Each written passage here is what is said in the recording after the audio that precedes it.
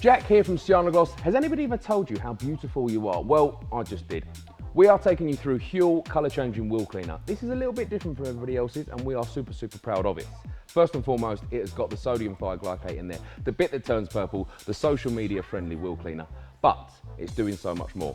It's also got a solvent in there that's going to loosen up tar spots, and it's got the same detergent as found in Forced, our citrus pre-cleaner. So it will tackle the mud, it will help you strip dressings off the sidewalls of the tyres, but you can also use this as a fallout remover on the bodywork.